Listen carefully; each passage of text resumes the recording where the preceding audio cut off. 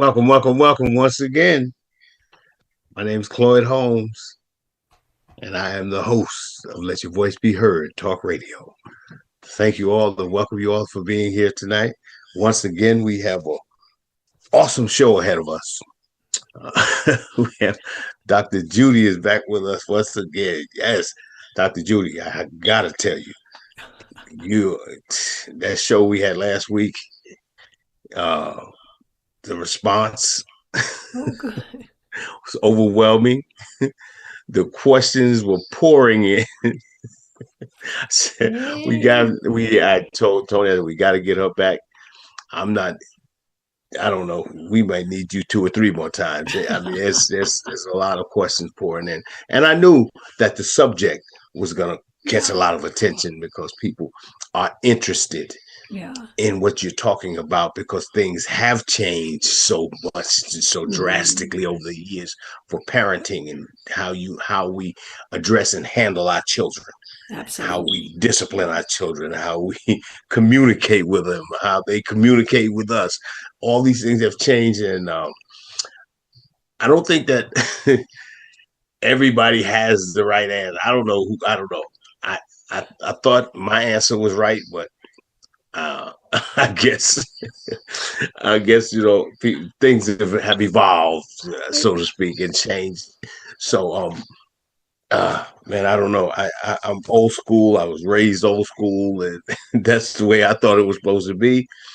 And there's a lot of stuff that you brought to light last week, and of I'm gonna call it this, the up to date parenting. Because my children are, dad, you're old school. They do things different now. You know, and I suppose that's correct because the kids are different now, as far as I'm concerned, as far as I can Yeah. see, and so handling them would be different. So we need more people like you.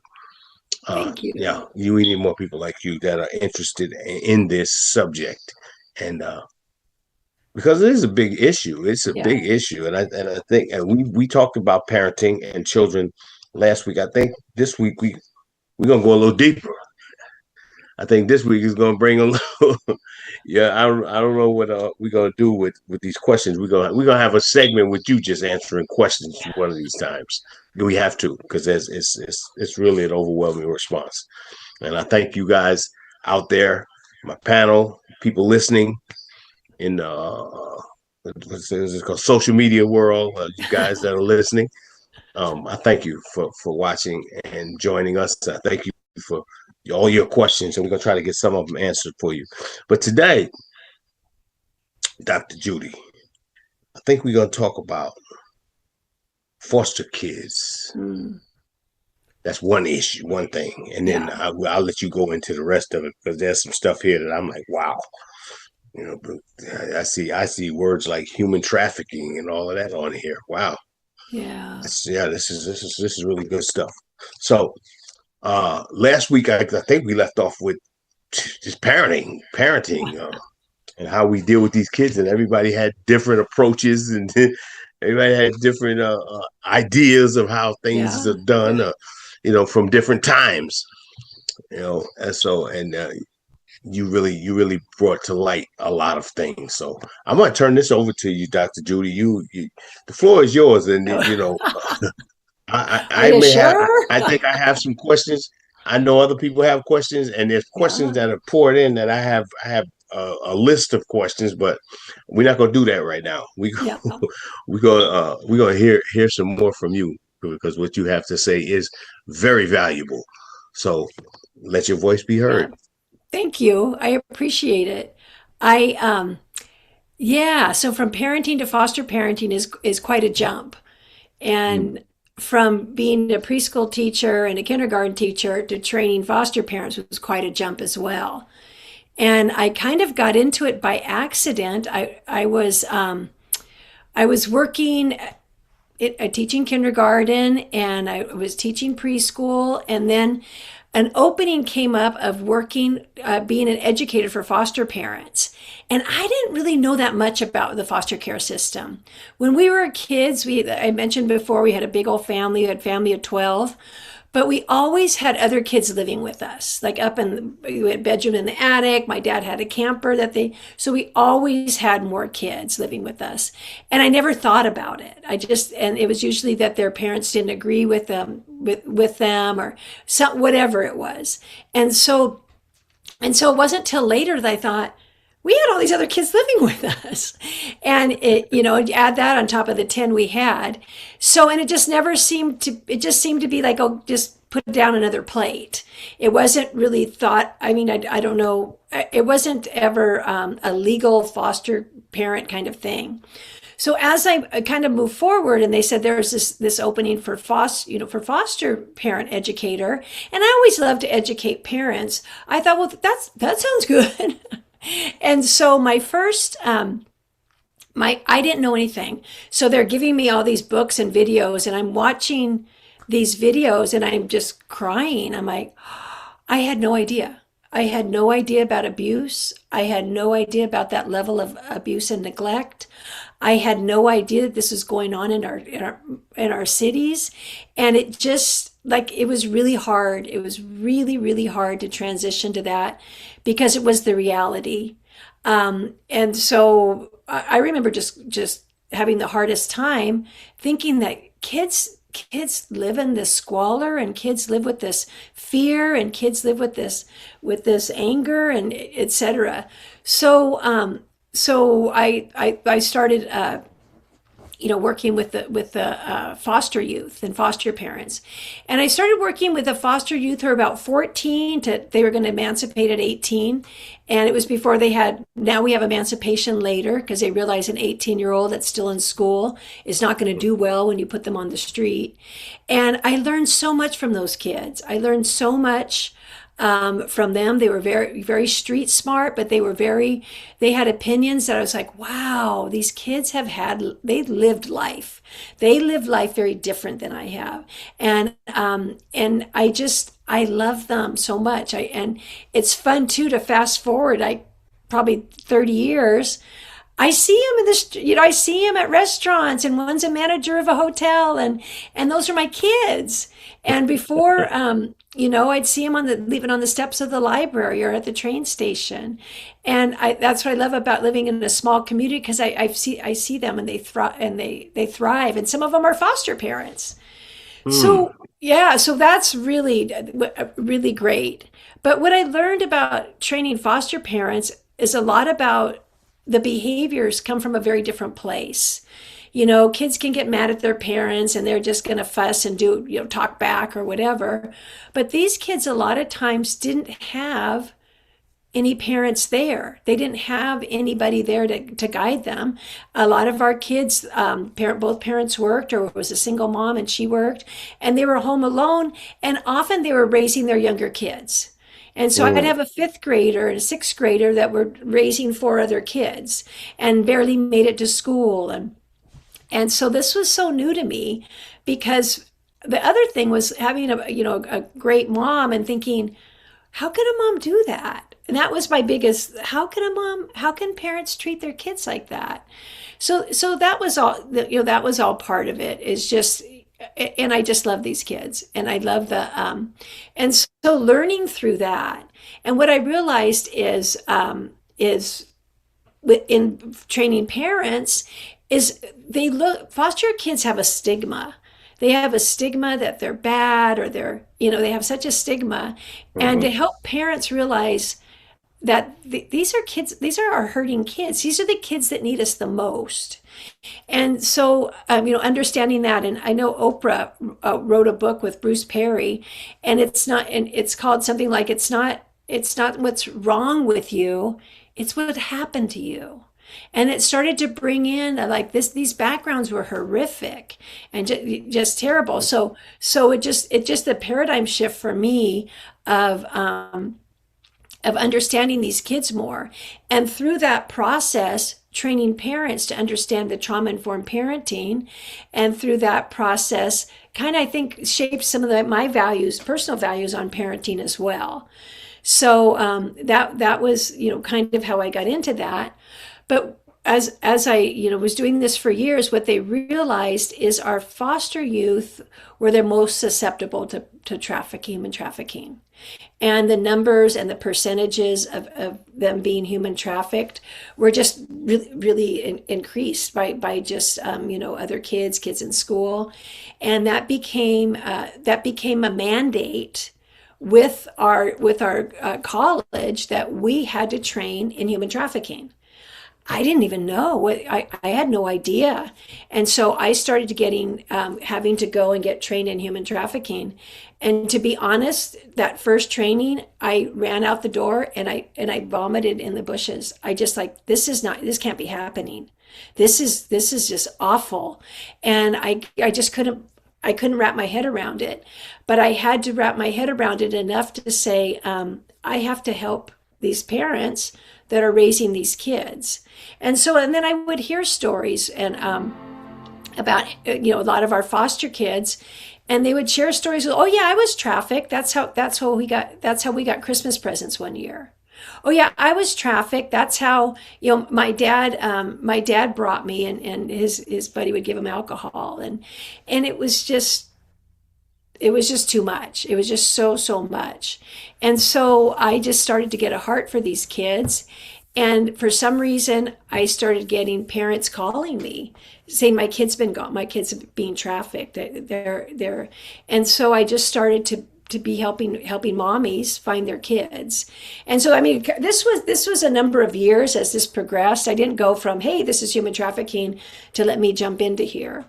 And I think that when I started to do trafficking training, there was, several times where traffickers would show up with guns, and the security had to take them out, right? Because it was serious. It was serious stuff. And I'm like, I'm just this kid who grew up. And here I am, with this weight. So I started kind of, looking at this and having these parents call me and saying, my kid's been taken. What do I do? And so you just going, okay, what do you know? Where did they meet them? What do you know so far? And helping them piece things together. Well, a friend saw her here and she had a new tattoo. And so, but she's still in town. I said, okay, let's talk to the tattoo artist because they have to have a signature for a minor to get a tattoo. So just starting piecing together, helping parents, find their kids, and which I still do. I'm one of the first calls often because I have the resources.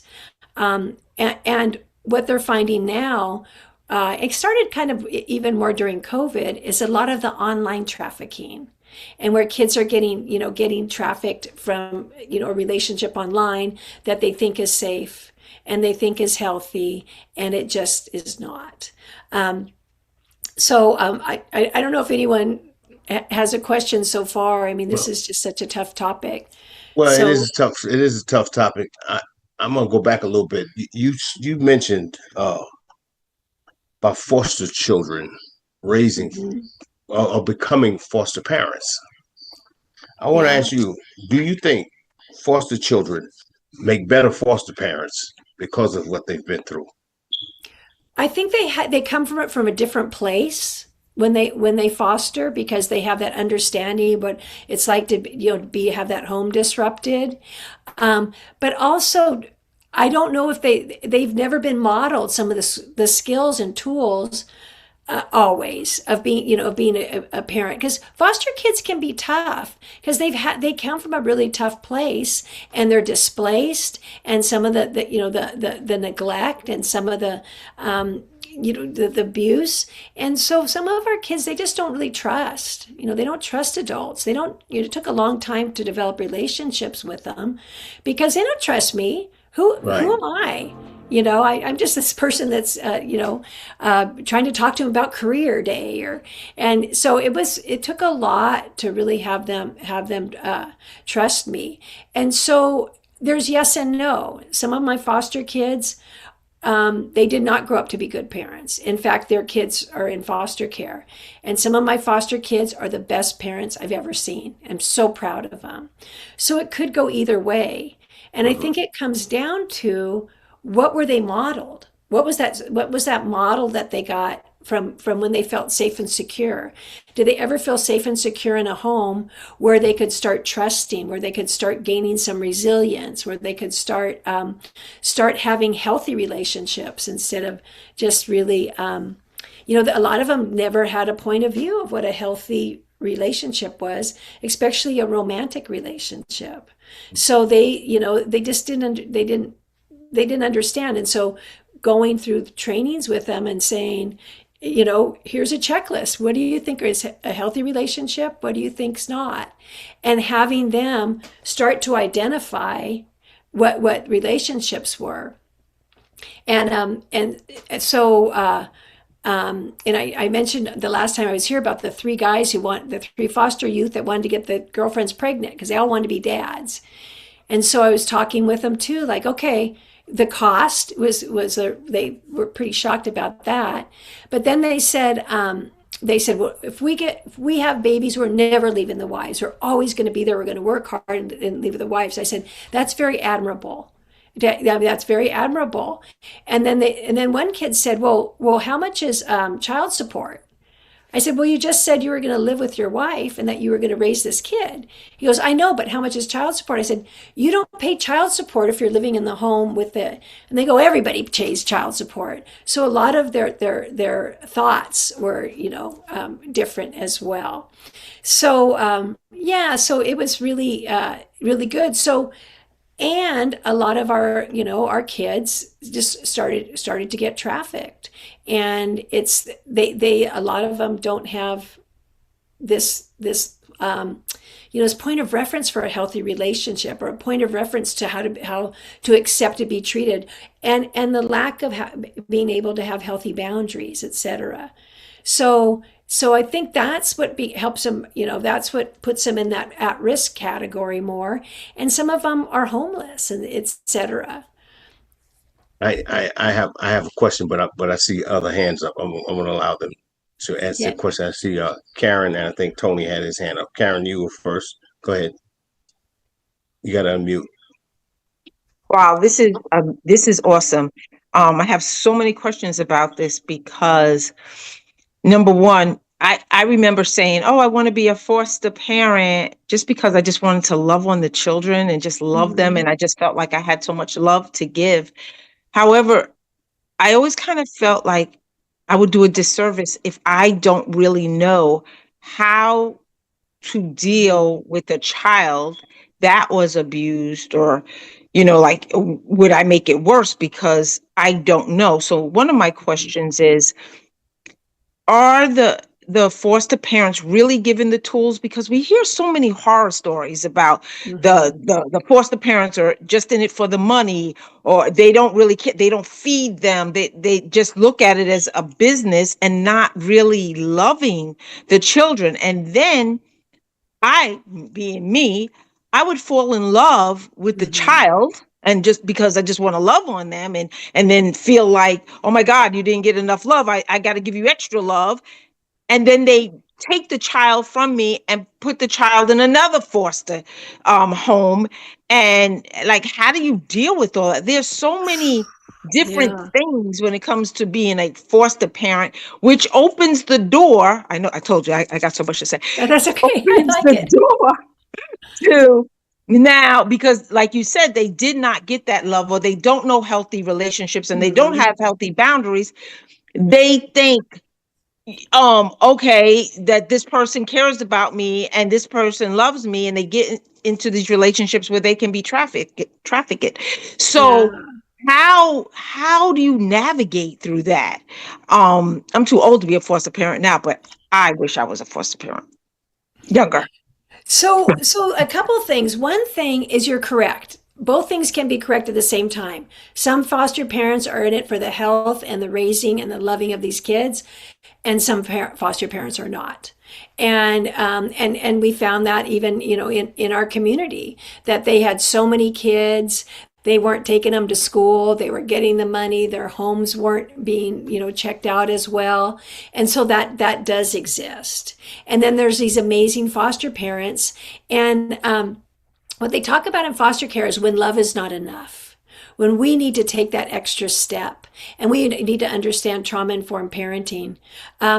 Actually, for my dissertation was on this topic, and it's kind of it's the difference. So when we're parenting, it's different than foster parenting, because in foster parenting, we want our kids to feel safe, which we do in parenting, but we also want, there's different things. Like we're teaching them things that they never learned as children. Some of our kids, our teens, didn't know how to use silverware. They didn't know how to, they didn't know how to do that. One of my kids from a home group, I'd say, hey, do you want pepperoni or cheese? And he grew up in a home group since he was 4. He goes, just give me one. I said, well, which one do you like better? He goes, I don't know. And I said, well, choose one. He goes, I don't know how to choose. I never get to choose. Will you please just give me one? And I thought, oh my gosh, this kid's 16. He's going to be out on his own in a couple of years. He needs to make good choices. So I talked to my staff. I said, give him little choices. Don't freak him out, but just let's start giving him little choices, because decision making is with a toddler.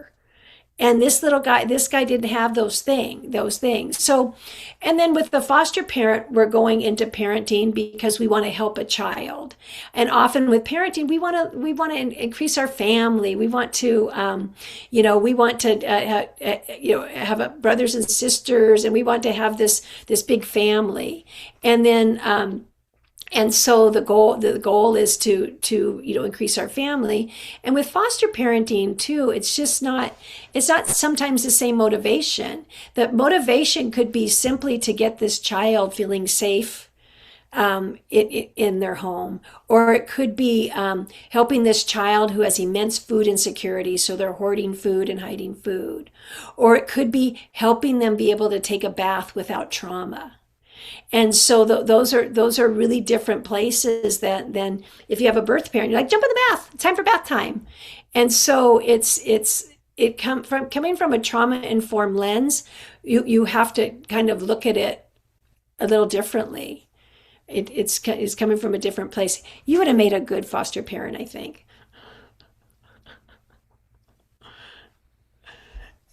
So any other questions? I think I would have made an awesome foster parent. My husband told me he got enough kids. Thank you for that, Dr. Judy. We appreciate you. Karen, you got your answer. I see Tony has his hand up. Go ahead. Hi, Tony. Hey, how are you? Good. You know, when a person says, opted to get one of these children and, be a foster parent, I would take it you probably have to be very serious, number one, about your choice. And I would have some background on the child, but sometimes, because I saw this firsthand. My mom was a lady that took everybody in. She was like the neighborhood mom she'd take people in and all of us look at it. Mommy, what are you doing? Yeah. And she's taking these people in. As she got a little older, she did adopt a child and took the child in. And now, as a sibling and as a son and as my sister, daughters, of my mom, we're all paying attention to how that's working out because we love our mother. And, you just get a child from anywhere and bring them in your house. You don't know what you got. So we're all paying close attention when one day it happened. The girl bucked up to my mother and said something smart and what have you. So you have to be very careful with this because it's just like an addiction.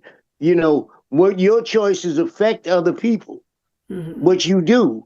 And it deeply affected me and my brothers and sisters where there was no other option but to get out.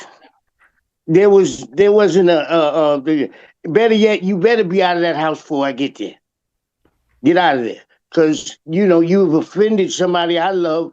And sure, my mother loved that child. She wasn't one of the people that did it for money or did it for their own ill-gotten gain. She was, someone that genuinely cared. And you have to be very, I'm saying you have to be careful because I had that experience.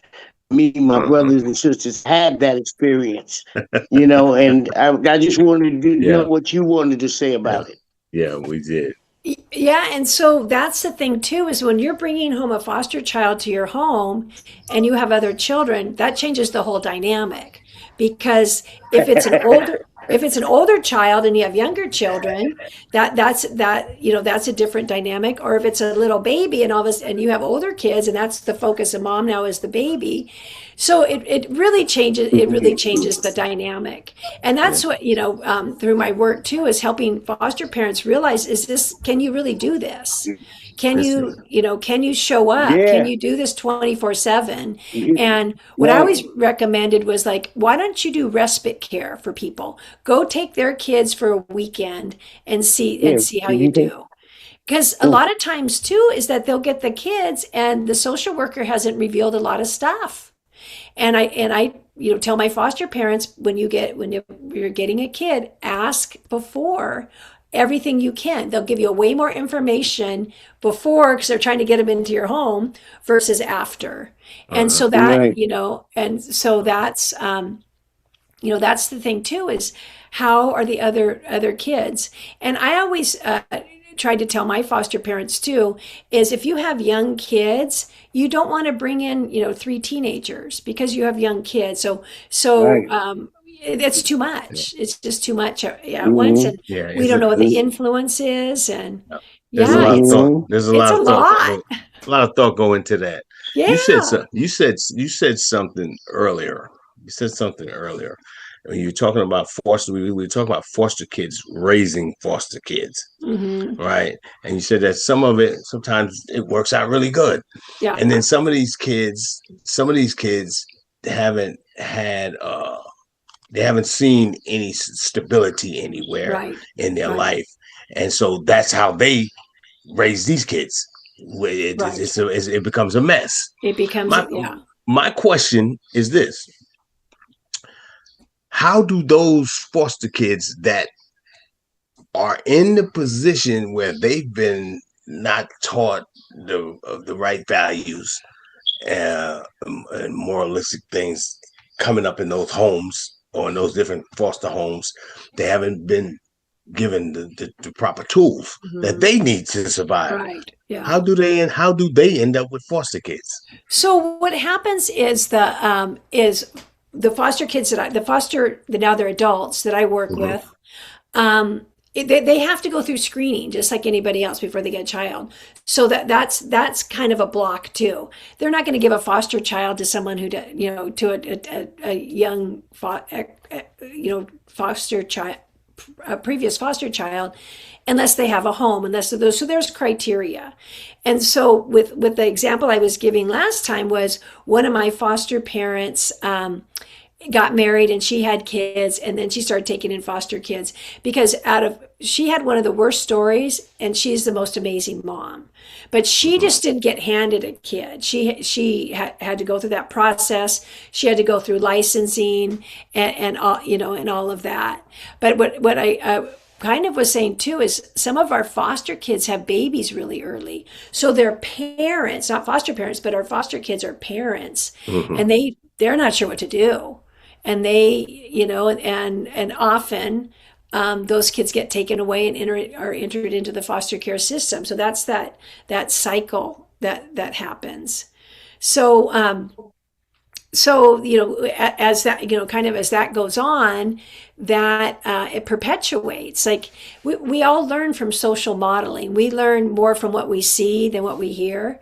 It's like the do as I say, not do as I say, not what I do kind of thing. So we have this social modeling, and a lot of our kids that were raised in homes that were violent or neglectful, that's how they learn to treat people, through that social modeling, because they don't have another model for it.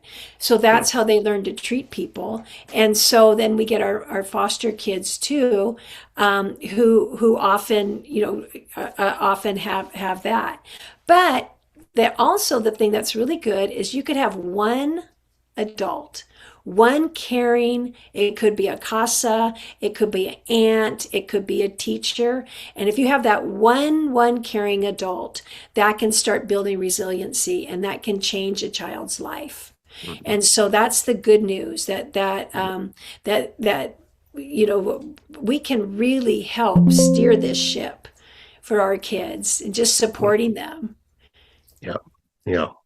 That's really good. That's really good stuff, Dr. Judy. I don't know. Jeffrey, did you have your hand up? I thought I saw your hand go up. I'm gonna get right to you, Tony. Come on, Jeffrey. You got to unmute. Yeah, okay, you good. You guys can hear me now? You good. You good. I think this is a great topic. I think this is a much needed conversation that needs to be had. Yeah. And I'm coming from the perspective of being a single parent, because my wife then had addiction issues, and we weren't married yet, but I basically had to raise my 4 kids, 3 girls, and the boy was the baby. But I was very strict as a parent. Mm-hmm. You know what I mean? And I remember the girls going to school, and they were like, "Daddy, we don't, you're too strict, and we don't have fun, and we want to have sleepovers." And their friend came over from school, right? Their friend came over from school. Are we still on? Yeah, we're on. Go ahead, Okay. brother. We listening. Yeah, we hear you. yeah. Their friend came over from school, and then 5 or 6 o'clock came, and I'm like, "Well, hey, girls, tell your friend she has to go home." And they're like, "Oh, she's adopted. They don't care what time she comes home." You know, and just hearing that bothered me. You know what I mean? So I immediately said, "No, let's go now." And I put my girls in the car along with me, because I wasn't going to ride in the car alone with that child. Good, yeah, good thinking. You see what I'm saying? So yes, I do. I took her home back to where she was living, but I felt terrible for her, because she knew that the people that had her didn't care about it. All they cared about was the check. Wow. You see what I'm saying? So that's why that's conversations true. like these are important to have. And I just wanted to add my perspective to it. That's all. Absolutely. And that's the sad part, because sometimes they take them from homes, and this is what was my experience, not very often, that they would over the years, but take a child from a home, and the foster home was worse. The foster home was just worse. Yeah. And you wonder who's doing this? Who's making these decisions? This is good stuff. It's good stuff. It's a hard topic, but it is really it's a needed topic. I see you, Tony. I see you. I'm coming to you right now. Come on, Tony. I see your head. But you got to unmute.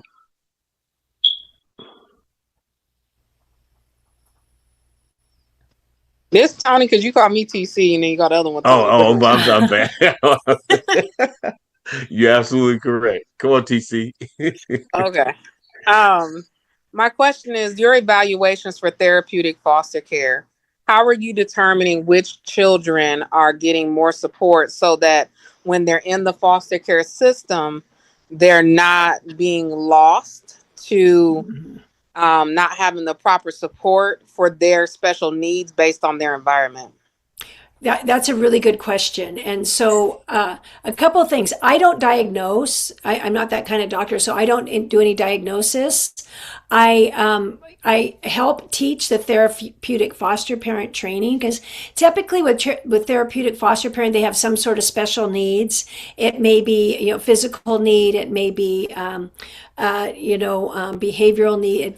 But there's special needs, and so I was always, that was a concern always, because I don't think that the level of therapeutic for most foster parents, that level of training would meet the criteria that I think would to put a child in that home. And it gets to where there's just so many kids, they just kind of want to place them there. So they do a therapeutic foster parent training over a weekend.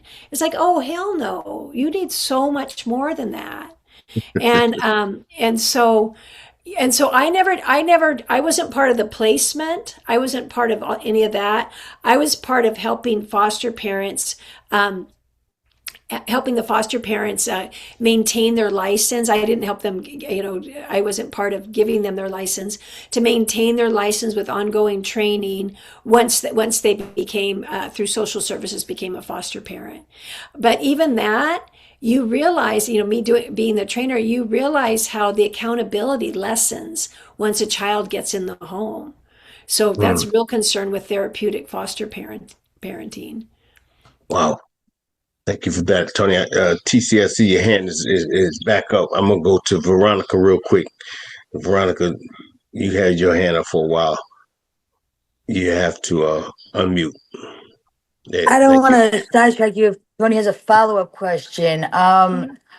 But, I know it's movies, but, there's so many of these children that have been through so much that need therapy. And when they go with the new person, I mean, it's a blessing, but what do you do when the child has all these mental issues and they start to affect the other children around you? I mean, I feel like people don't, focus on that. And I feel like they don't know how to get these children help. And I mean, it's important for your family and the ones that are living with them. Absolutely. Veronica, so often they don't get the help they need. And that was the one thing too, that there's so many families that I want to be a foster parent.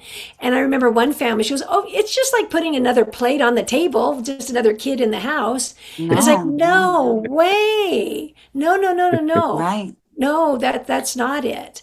And are your other kids that are younger, how are they going to be? It affects the whole family dynamic. Yeah. And I don't think that there's the level of services that foster parents need for therapeutic foster parenting. I think that they should stretch out it's a kind of a catch-22. I think they should stretch out the therapeutic parenting for a lot longer, but also those are the kids that need homes. So that's that they make the decisions based a lot on that. So are the services that some of these children require just to get the mental stability and the help that they really probably do need offered through the system when they're, adopted? They should be, but some of them, the services lessen once they're adopted. And so as foster kids, they often get services. Some of the services, like I was training the therapist for the foster kids, and it was just like, this person does not get it. They have not worked with foster kids before. And so that was always for me, just like, oh, these parents need more.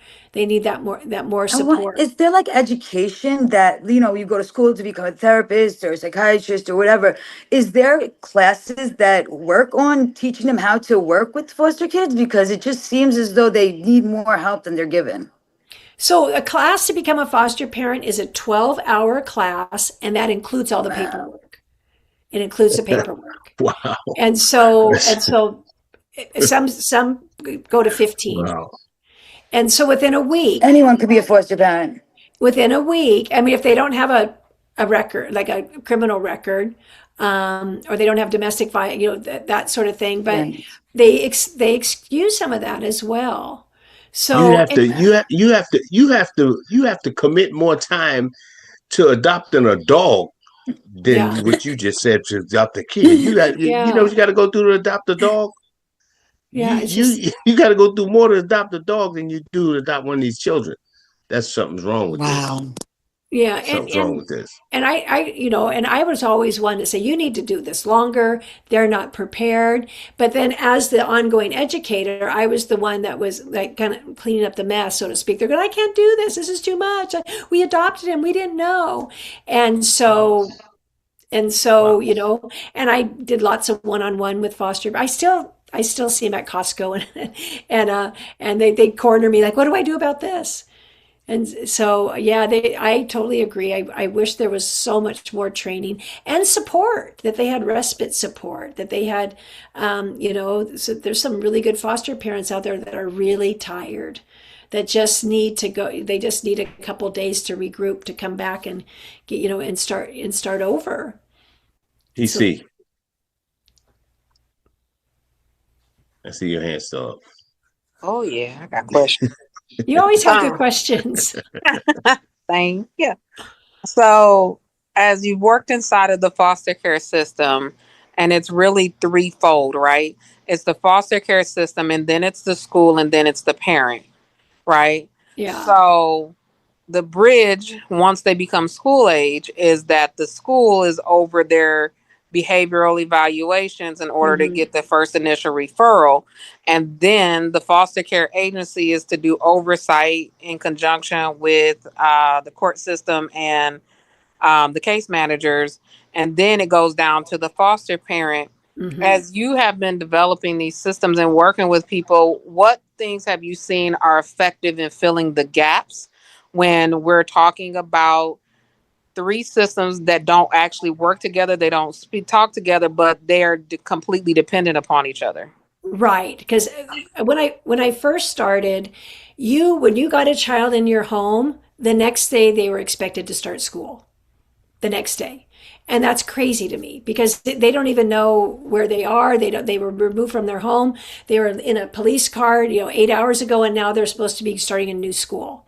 And so that was I was an advocate for that in our community. Like, no, that's absurd. These kids need time. They need to acclimate.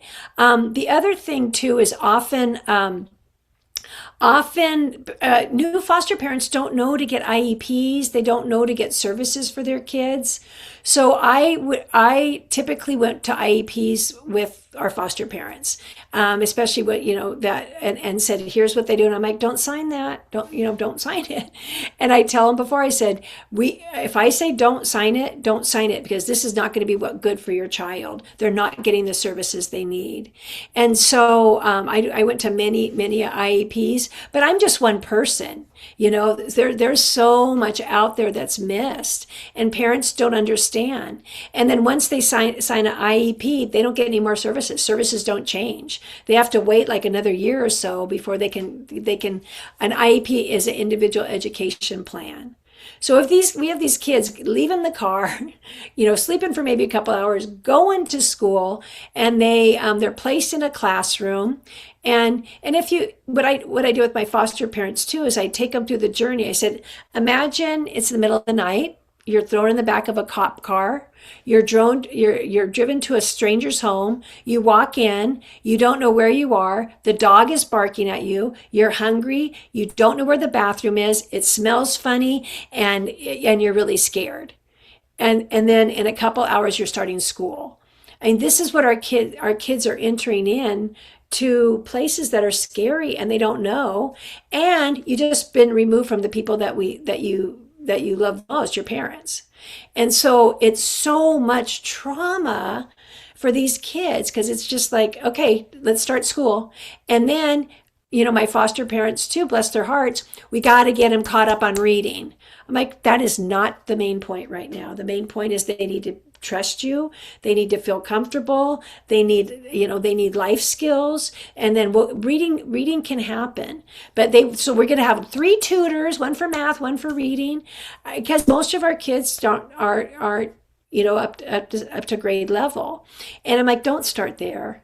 Don't start with trying to get them to do their homework. You need to help them be safe. You want to help them have that relationship. You want them to start to trust you and bond to whatever level they can. And then homework, talk about that later. That is not your priority. Veronica, did you have a question? Yeah, Veronica, I see your hand is up. Yeah. If you have a question. I am. Oh my God, I'm trying to get the page on. There you go. I mean, you're not. My face. Yeah. Okay, so I just wanted to know a little bit about, how there's people that adopt for the funds. How do they get weeded out? Well, once they adopt, they don't get funds. I mean, they get funds as a foster parent. They could get funds, but Okay. it's a different source.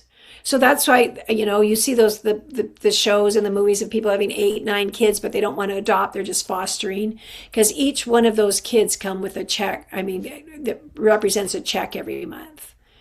And so And with now these children, I'm assuming, are they more likely to get put into the human trafficking ring and stuff? I mean, how does this associate?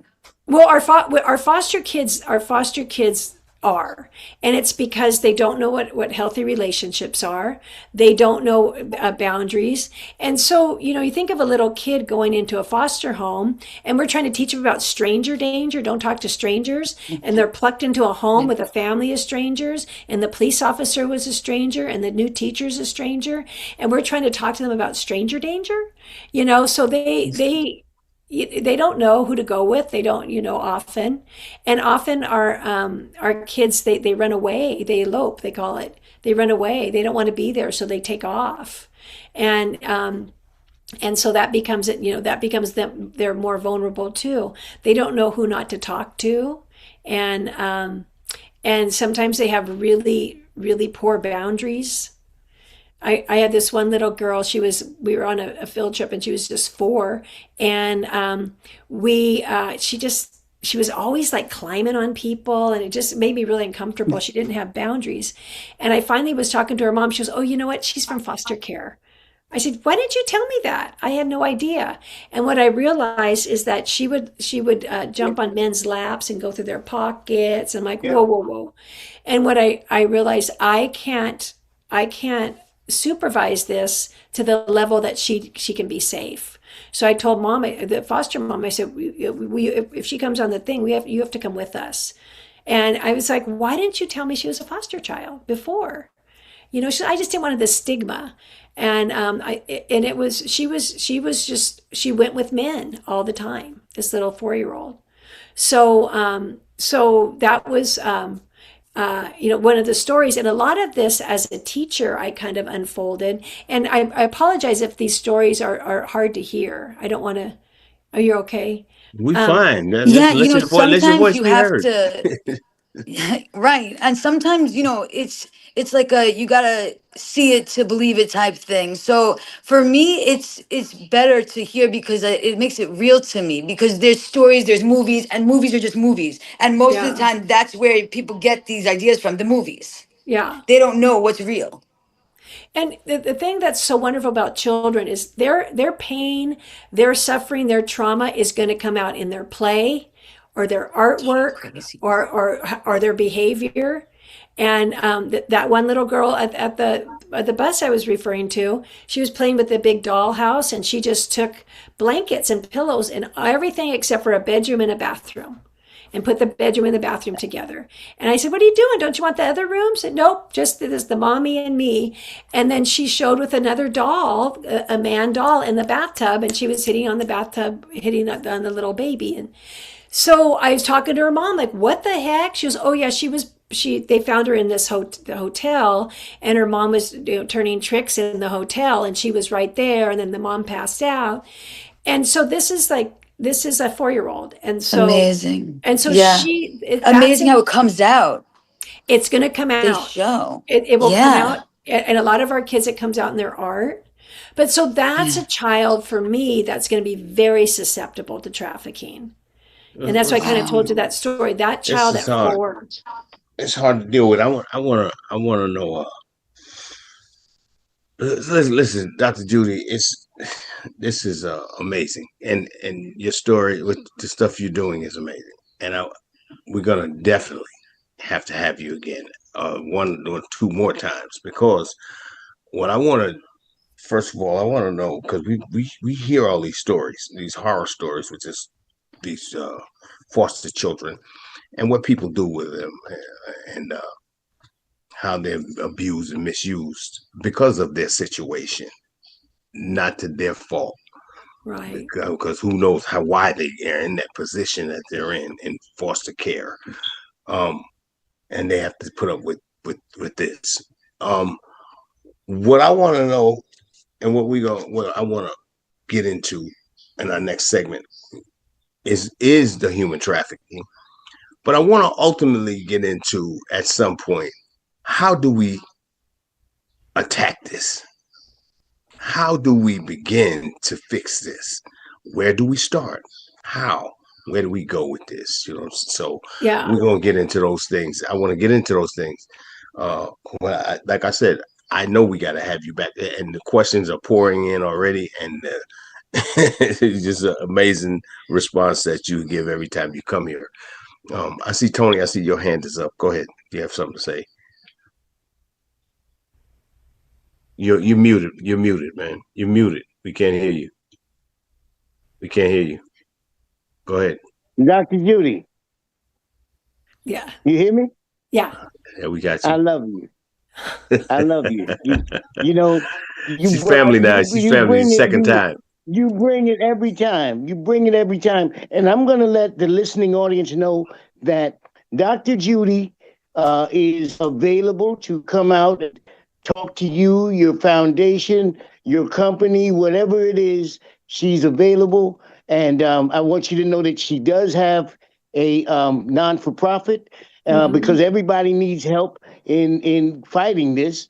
And, it's a wonderful thing that she's doing because Dr. Judy could be anything that she wants. She could be a teacher. She could be, go back to her normal job.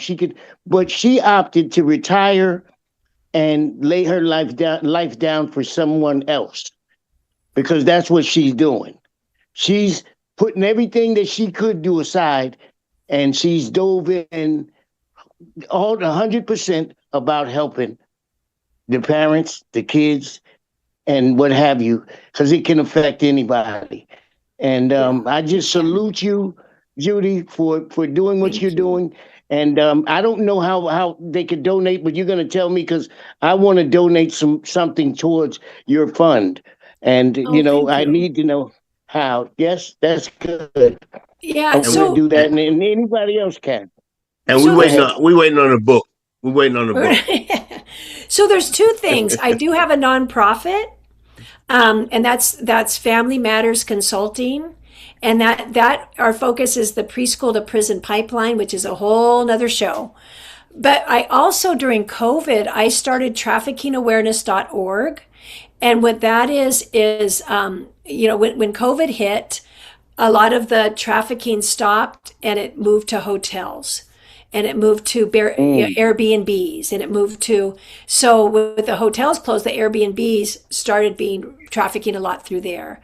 And so on trafficking awareness, I created courses because in our area, every person who works in a restaurant is supposed to be trained.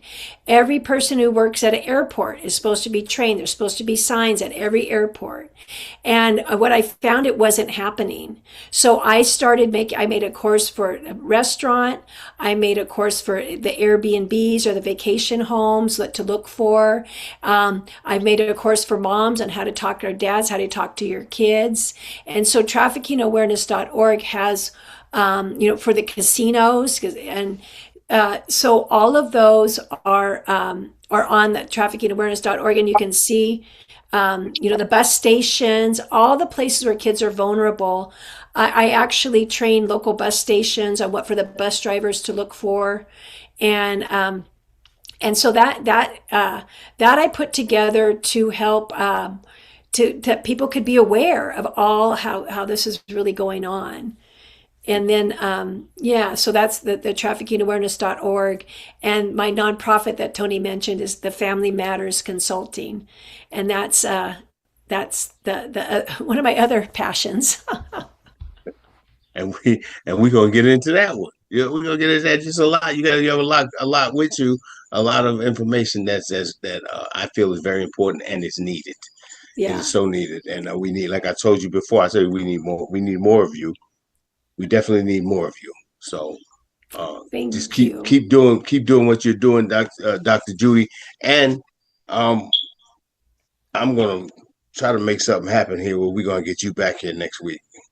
I'm gonna try. I'm gonna see what's happening. You gotta get with Tony, and we're gonna try because it's an overwhelming response every time you come on here because this subject is is relevant, and it's I Yeah. mean really relevant.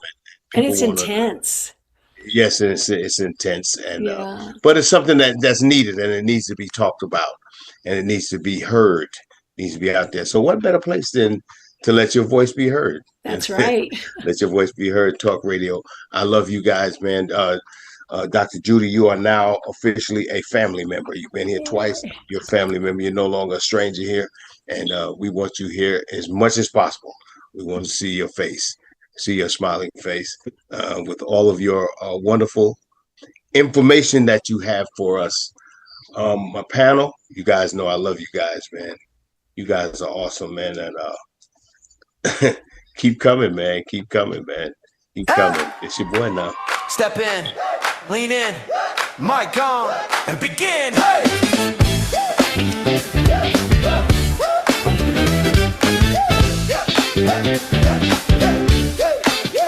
Been quiet too long, chewed up tongue, turned down songs, clock keeps ticking on the wall, but your name's still missing from the roll call. Let your voice be heard, say every single word, from the low notes to the sky, throw hands up high. Let your voice be heard, loud, clear, undeterred. If it shakes the room, that's how you know it's you, yeah. Oh, yeah. You got a truth tucked deep in your chest, heartbeat tapping out, say it, confess. Crowd might stare, let them do what they do. They never held a fire living in you. Let your voice be heard, say every single word, from the low notes to the sky, throw your hands up high. Let your voice be heard, loud, clear, undeterred. If it shakes the room, that's how you know it's you, yeah. Speak up, name your dream out loud. Stand up, you're the leader of this crowd. One spark, one shout, watch the silence melt. That power in your mouth is the truest thing you felt. Oh, let your voice be heard, say every single word, from the low notes to the sky, throw your hands up high. Let your voice be heard, loud, clear, undeterred. If it shakes the room, that's how you know it's you, yeah. That's you. That's you. Step in, lean in, mic off, never again. It's your boy now.